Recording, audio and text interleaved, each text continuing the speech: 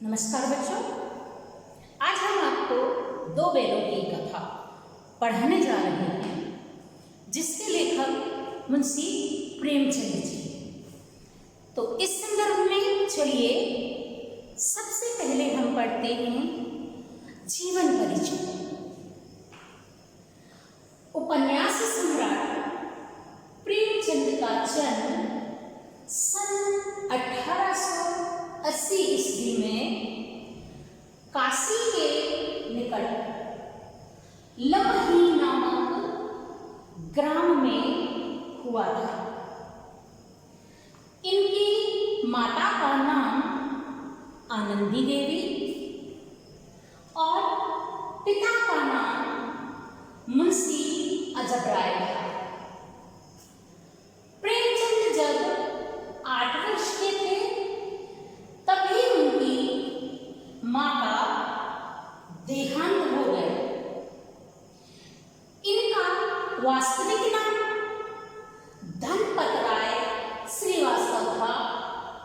किसी प्रकार बीए उत्तीर्ण करके आप एक छोटे से स्कूल में अध्यापक पद पर कार्य करने लगे। कुछ समय बाद आप स्कूलों के सब डिप्टी इंस्पेक्टर हो गए। फिर नौकरी छोड़कर असहयोग आंदोलन में कूद पड़े।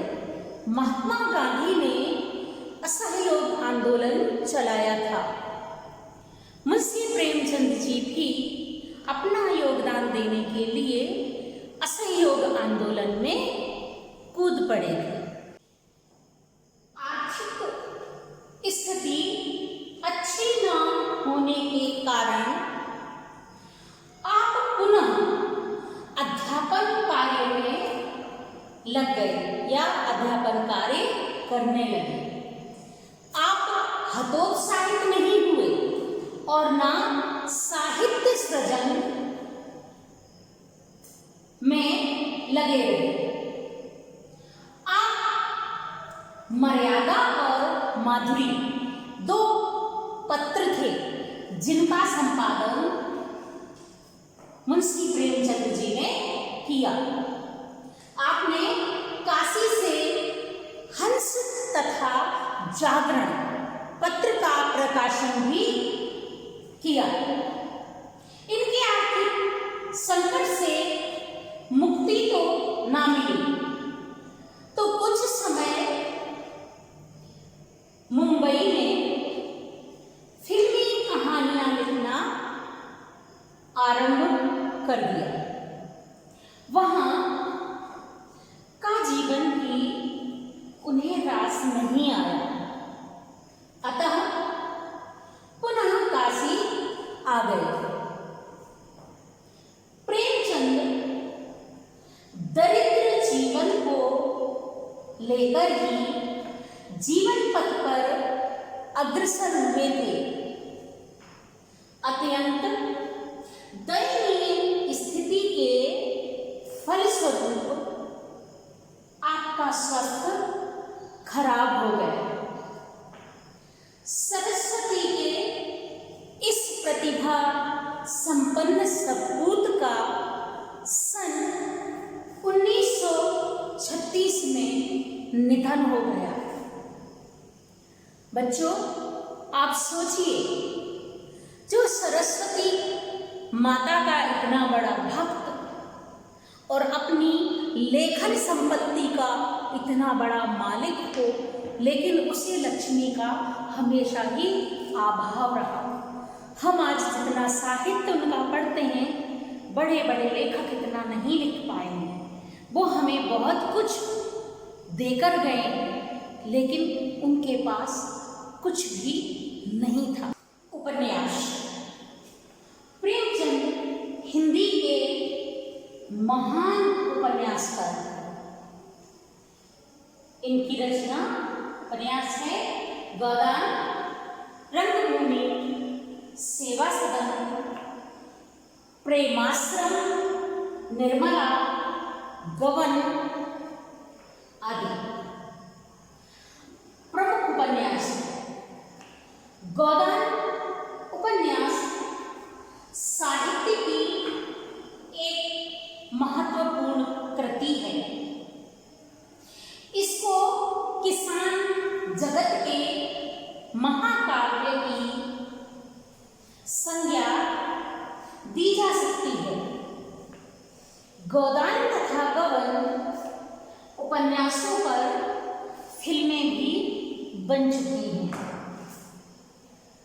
मंगलसूत्र आपका अंतिम और अधूरा अपूर्ण उपन्यास।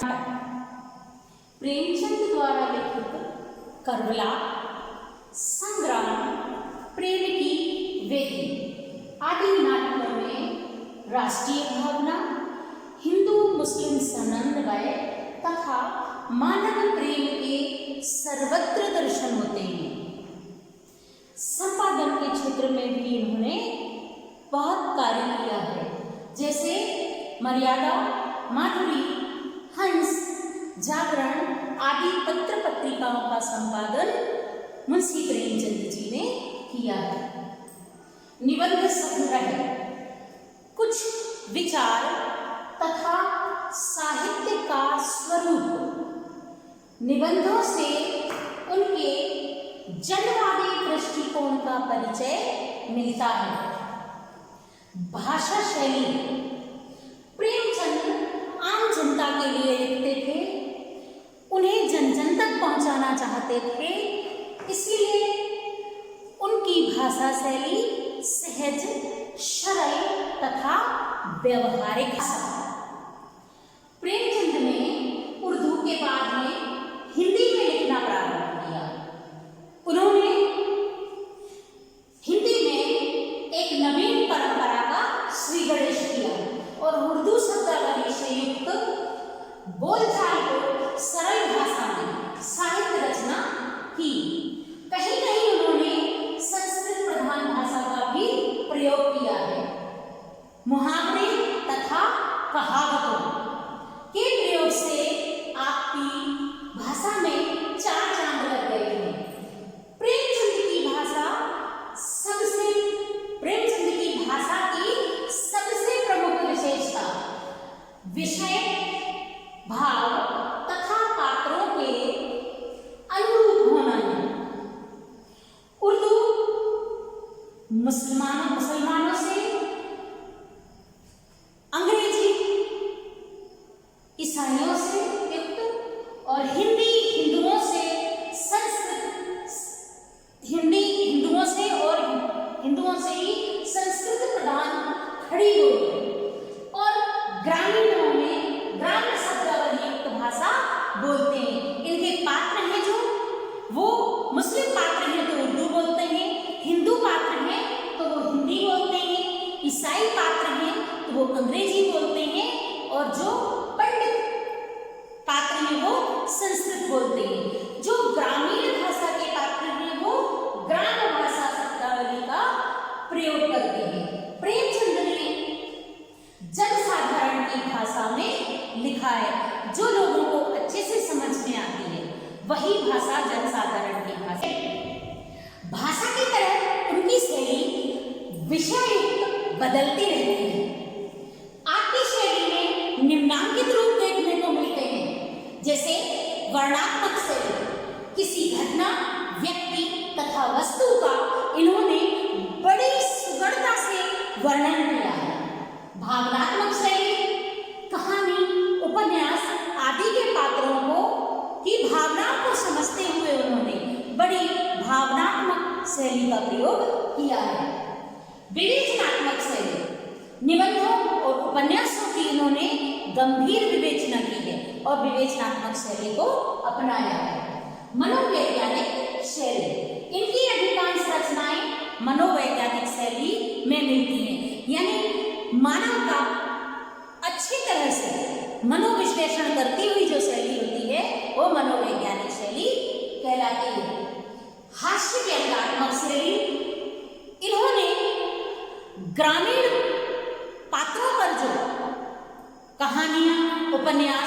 निबंध लिखे हैं उनमें इन्होंने हास्यात्मक व्यंग्यात्मक शैली का प्रयोग किया है।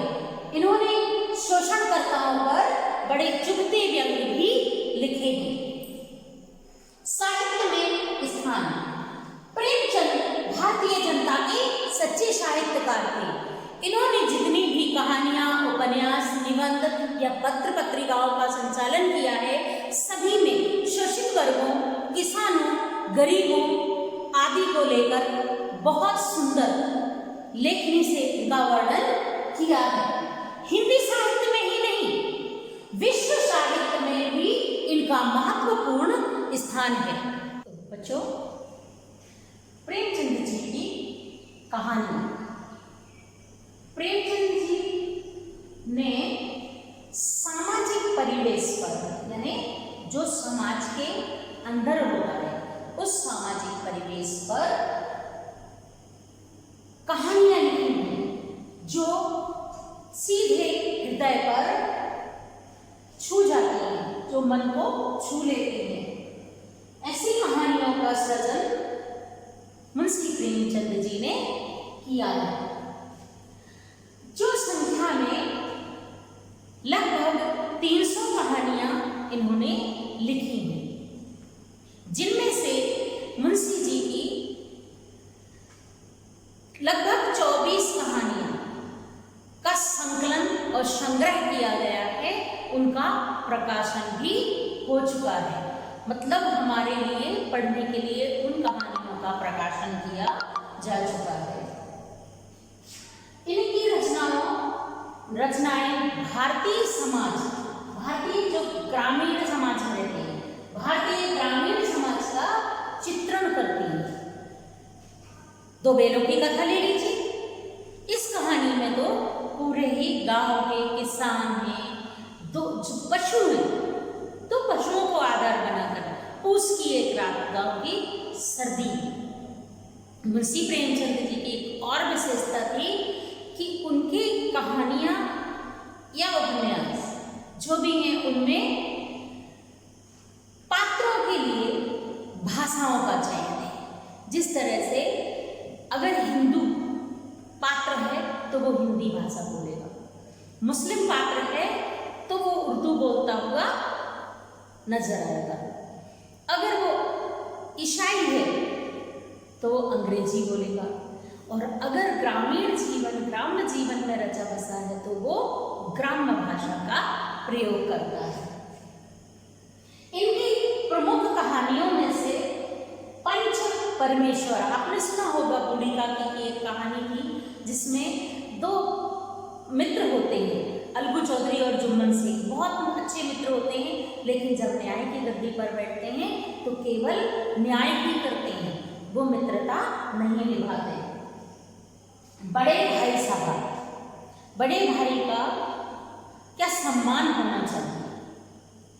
नमक का दरोगा, घूसखोर और लालची व्यक्ति और एक धर्मपरायण, कठोर किंतु सत्य पे चलने वाला, ये नमक के दरोगा के पात्र। कफन, मरने के बाद शरीर पर उड़ाया जाने वाला जो कपड़ा होता है उसे कहते हैं कफन। परीक्षा यानी एग्जाम, मुंशी प्रेमचंद जी की ये कहानी भी बहुचर्चित है। परीक्षा कैसे किसी पद के लिए किसी उम्मीदवार का चयन करना होता है, उसके केवल ज्ञान की परीक्षा नहीं की जाती, उसके व्यवहार का भी ध्यान रखा जाता है। शंखनाद यानी आवाज, दो बैलों की कथा। बच्चों, दो बैलों की कथा तो हम पढ़ ही रहे हैं, वो पशुओं पर आधारित कहानी है। शतरंज के खिलाड़ी, आप लोगों ने शतरंज देखी होगी, उसमें दो खिलाड़ी खेलते हैं और वो कैसी कैसी चालें चलते हैं, ये मुंशी प्रेमचंद जी ने अपनी कहानी में बताया है। मंत्र, हम कभी कभी बोलते हैं कि शिक्षा प्राप्त करने का मंत्र ये है मेहनत, लगन।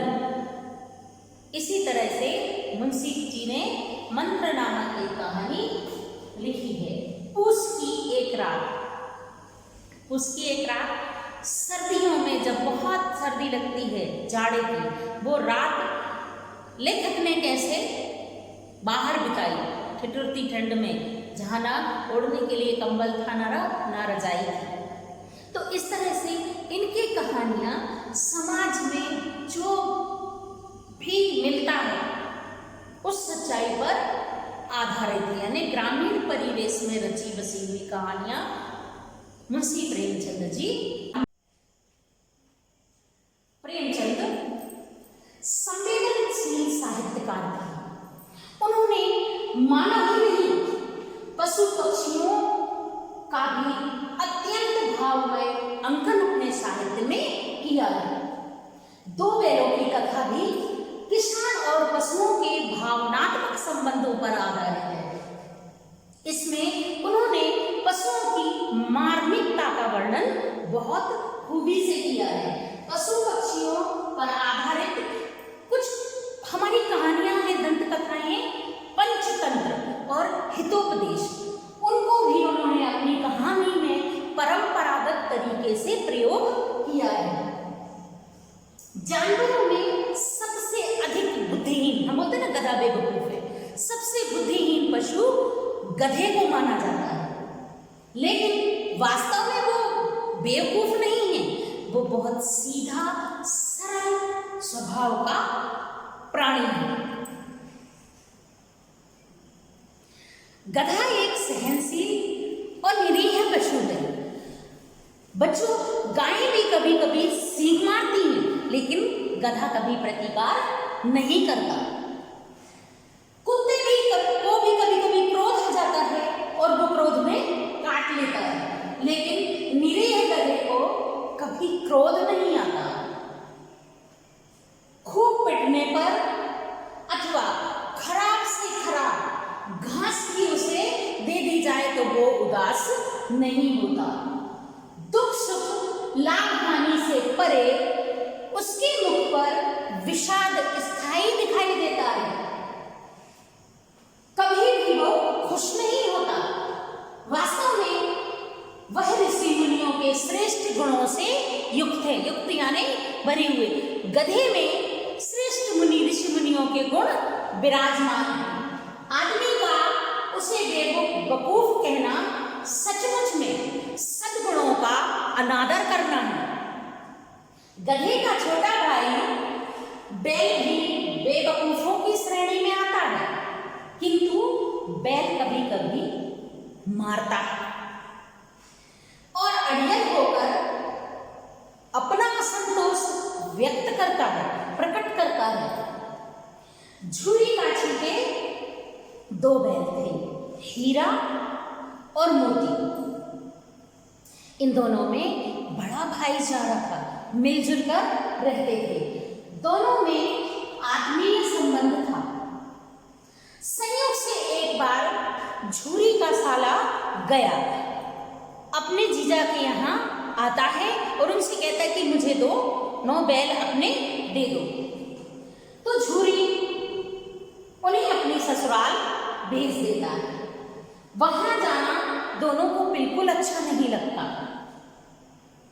दोनों ने वहां पहुंचकर मूक भाषा में सलाह की और रात में जब सभी सो रहे थे तो पगहे, जिससे बैल को बांधते हैं, उन्हें कहते हैं पगहे। पगहे तुड़ाकर दोनों वहां से भाग जाते हैं और सीधे अपने घर आ जाते हैं। कहाँ पर? झूरी का छीके, वो अपने घर आ जाते हैं। वहां सभी उनका स्वागत करते, लेकिन झूरी की पत्नी उन्हें देखकर चल भून जाती है। उसे लगता है कि ये मेरे भाई के घर काम नहीं करना चाहते, ये दोनों बैल कामचोर हैं। फलस्वरूप क्या होता है कि उनका दाना खली बंद हो जाता है। उन्हें केवल सूखा भूसा दे दिया जाता है खाने के लिए। दूसरे दिन झूरी का साला फिर आकर बैलों को गाड़ी में जोतकर ले जाता है। वहां उन्हें मोटी मोटी रस्सियों से बांध दिया गया और कल की जो शरारत थी, मतलब बैलों के भागने की, उसका दंड दिया गया। और दंड था खाने में सूखा भूसा, ना उसमें आटा था और ना ही उसमें खली थी। अपमान से भरे हीरा मोती ने हल में जोतने पर पांव आगे बढ़ाने से मना कर दिया। कसम खा ली कि तुम हमें खेत में जोतो, लेकिन हम दोनों मिलकर खेत में आगे कदम नहीं बढ़ाएंगे। तो गया को बहुत गुस्सा आया और उसने दोनों को बहुत मारा। जो चाबुक होता है, बैलों को हाँकने के लिए जो लकड़ी होती है, उससे उन्हें बहुत मारा। मार पड़ने पर हीरा मोती को बहुत दर्द हुआ, लेकिन उसमें से हीरा थोड़ा सा सहनशील था और मोती बहुत उद्दंड था। मोती ने गुस्से में रस्सी, जिसे बांधते हैं, जुआ, जो बैलों के ऊपर लकड़ी का एक पट्टा रखा जाता है, उसे कहते हैं जुआ, और जोत, जिससे बेल्ट से उन्हें बांधा जाता है, सब तोड़ दी और वे वहां से फिर से भाग खड़े हुए। लेकिन कहाँ तक जाते? सब लोगों ने घेर कर उनको पकड़ लिया। दोनों बड़े नाराज थे। पीछे गया ने पीछे पीछे उनके 2 लठैतों को भेज दिया और खुद भी चला, ताकि वहां जाकर उनको पकड़ा जा सके। उनको घेर के उन्हें पकड़ लिया और घर ले आया, लेकिन खाने में वही सूखा भूसा दिया, उनको खाने में कुछ नहीं दिया।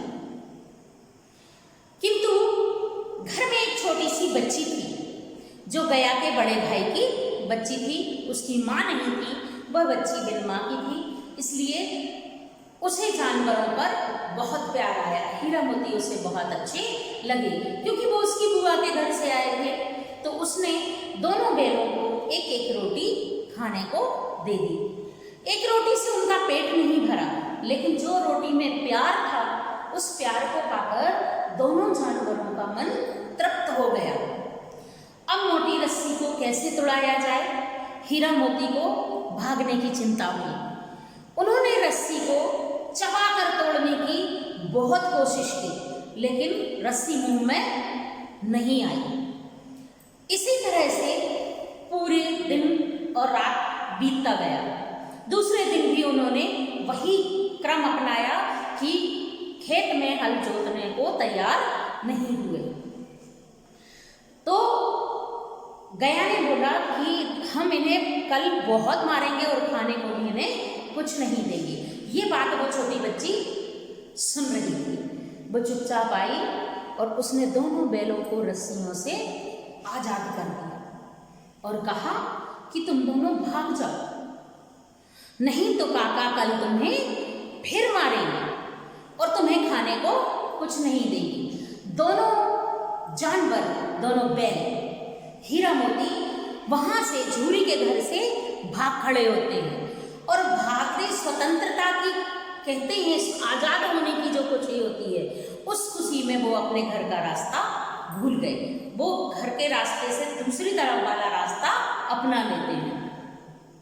भागते भागते वो बहुत थक जाते हैं। थकते हैं तो एक जगह बैठ जाते हैं और वहां पर क्या देखते हैं कि एक मटर का बहुत बड़ा खेत था, जिसमें मटर लगी हुई थी। दोनों बैल 2 दिन से कुछ खाया नहीं था, तो बहुत भूखे थे, कमजोरी भी महसूस कर रहे थे। इसलिए दोनों मटर के खेत में घुस जाते हैं, पेट भर के खाते हैं और एक पेड़ के नीचे आराम करने बैठ जाते हैं। बैठे हुए थोड़ी ही देर होती है कि सामने से एक सांड आता हुआ दिखाई देता है। मोती बोलता है हीरा से कि ये तो सीधा हमारे ही पास आ रहा है लड़ने के लिए, क्योंकि हर जानवर अपनी टेरिटरी यानी अपनी सीमा बना के रखता है, उस सीमा में किसी और को प्रवेश नहीं करने देता। सांड को भी यही लगा कि 2 अनजान बैल हैं जो मेरी सीमा में घुसपैठ करने की कोशिश कर रहे हैं। वो लड़ने आता है तो मोती हीरा को बोलता है कि एक एक करके तो हम दोनों इससे हार जाएंगे, ये बहुत हट्टा कट्टा है और हम तो अभी 2-3 दिन से खाया पिया नहीं, तो कमजोर भी हैं। एक काम करते हैं कि हम अपनी एकता का बल दिखाते हैं, दोनों मिलके इससे लड़ेंगे। एक तरफ से तुम वार करना और एक तरफ से मैं वार करूंगा। जैसे ही सांड लड़ने के लिए आता है तो आगे से प्रहार हीरा करता है और पीछे से प्रहार मोती करता है। वो दोनों को का जब संगठन देखता है तो वो डर के मारे भाग जाता है। बैल वापस बैठ जाते हैं। मोती शरारती था ही, वो बोलता है हीरा से कि चलो फिर से थोड़ा मटर खा लेते हैं। हीरा तो खेत में नहीं जाता, लेकिन मोती वापस से खेत में चला जाता है। वो खाने में मग्न था। इतने में उस खेत का मालिक अपने 2-3 लठेतों के साथ आता है और कीचड़ होने के कारण, गीला खेत होने के कारण मोती के खुर उसमें गड़ जाते हैं। वो भाग नहीं पाता और हीरा भी अपने मित्र के लिए मेड़ पर ही खड़ा रहता है। खेत के साइड में जो खेत को डिवाइड करने के लिए बनाई जाती है उसे मेड़ कहते हैं, उसी पर खड़ा रहता है। वो वहाँ से नहीं भागता और दोनों को पकड़ कर किसान कांजी हाउस जहाँ पर जानवरों को रखा जाता है, जो आवारा जानवर मिलते हैं उनको वहाँ पर जमा कर दिया जाता है। अगर कोई मालिक आ जाता है तो पैसे दे के, दंड दे के छुड़ा लेता है, और अगर मालिक नहीं आता तो फिर उनको नीलामी में बेच दिया जाता है। तो हीरा मोती को दोनों को ले जाके कांजी हाउस में डाल देते हैं। वहाँ पर हीरा मोती को 2 गधे, 4 घोड़ियाँ, कुछ बकरियाँ और कुछ कुत्ते, अन्य जानवर भी उन्हें मिलते। कुछ मुर्गियाँ होती हैं, कुछ अन्य जानवर भी वहाँ पक्षी उनको मिल जाते हैं। वहाँ जाके वो देखते हैं कि जब सबके अस्थि पंजर निकले हुए हैं, सब दुबले पतले से, इनको खाने को नहीं मिला। रात भर जब वहाँ पर रहते हैं तो उनको भी कुछ खाने को नहीं दिया जाता। चौकीदार आता है सुबह, हाजिरी लगाता, गिनती करता है कि इतने जानवर हैं और चला जाता है। मोती फिर उद्दंड हो जाता है, उसे क्रोध आता है, गुस्सा आता है और वो हीरा से कहता है कि हमें यहाँ से निकलने की कोशिश करनी चाहिए। मैं तो यहाँ से नहीं रहूँगा, मैं निकलूँगा। और वो अपने सींगों से कांजी हाउस की दीवार तोड़ने की कोशिश करता है। बहुत दम लगाने पर उसके 1-2 पत्थर नीचे गिरते हैं। जब पत्थर गिरते हैं तो उसको थोड़ा सा दम आता है। बाकी जानवर भी उसके साथ मिल जाते हैं और मोती उस पूरी दीवार को गिरा देता है। लेकिन जानवरों को भगाने के लिए जो दीवार तोड़ी गई थी, जब वो देखता है चौकीदार, तो हीरा और मोती को जंजीरों में जकड़ देता है। उसे पता है कि बाकी के जानवर बहुत कमजोर हैं, ये नहीं जाएंगे कहीं। दूसरे दिन फिर वही धक्के मार मार के वो सारे जानवरों को निकाल देते हैं। लेकिन 2 गधे बेचारे वहाँ से जाने को तैयार नहीं होते। बहुत कोशिश करके उनको भी बाहर निकालता है। हीरा बंधा हुआ होता है, वो अपने बंधन खोल नहीं पाता। तो मोती भी वहाँ से नहीं जाता। दोनों जानवर वहीं रहते। दोनों बैल, जब सुबह चौकीदार आता है देखता है तो एक भी जानवर वहाँ नहीं है, केवल 2 बैल वहाँ पर बंधे हुए हैं। उसे बहुत गुस्सा आती है, बैलों को बहुत मारता है और एक कसाई को बेच देता है। कसाई क्या होता है, क्या करता है कि जानवरों को काटता है, उनकी चमड़ी सेल कर देता है और उनका मांस सेल कर देता है। तो जैसे ही कसाई को बेचते हैं, दोनों जानवर बहुत घबरा जाते हैं। दोनों बैल मिलकर सोचते हैं कि अब तो हमारा अंत निश्चित है, ये हमें ले जाएगा और हमें काटेगा। पता नहीं हम अपने मालिक के पास कब पहुँचेंगे। वो धीरे धीरे मरे हुए कदमों से चलते जाते हैं। पीछे से मालिक उनको मारता है, लेकिन वो आगे धीरे धीरे चलते हैं। चलते चलते वो एक गांव से जब गुजर रहे होते हैं तो अचानक ही उनकी आंखों में चमक आ जाती है। वो देखते हैं कि ये तो हमारा ही गांव था, हमारा जो पुराना मालिक था, ये हमारा घर है, हमारा ही गांव में। और दोनों के पैरों में बिजली आ जाती है। वो वहाँ उससे कसाई से हाथ छुड़ाकर, रस्सी छुड़ाकर भाग खड़े हुए होते हैं और भागते भागते सीधे झूरी के निवास पर पहुँचते हैं और अंदर प्रवेश कर जाते हैं। जब झूरी अपने बैलों को देखता है तो उनसे गले लिपटकर बहुत रोता है, उसके प्राण आ जाते हैं। वो अपने पशुओं से बहुत प्यार करता था, उनका आत्मिक संबंध था। और झूरी की पत्नी भी उनको देखकर बड़ी खुश होती है, उसकी आंखों से अश्रुधारा बहने लगती है। जब कसाई उसके दरवाजे पर आता है और झूरी से बोलता है कि ये मेरे बैल हैं, मैंने खरीदे हैं, तो झूरी बोलता है कि बैल तुम्हारे कैसे हो सकते हैं जब मैंने बेचे ही नहीं अपने है बैल तो तुम कैसे खरीद सकते हो?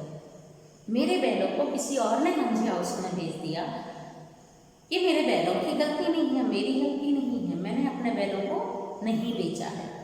और बैल भी मारने के लिए खड़े हो जाते हैं और उसको खदेड़कर गांव से बाहर निकाल देते हैं।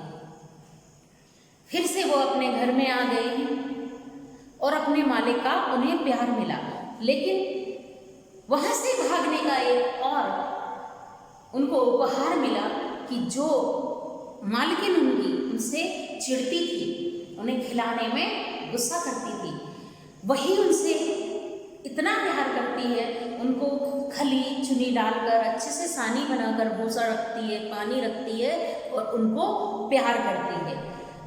बैल हैं, जानवर हैं, वो अपना दंड भूल जाते हैं जब उन्हें प्यार मिलता है।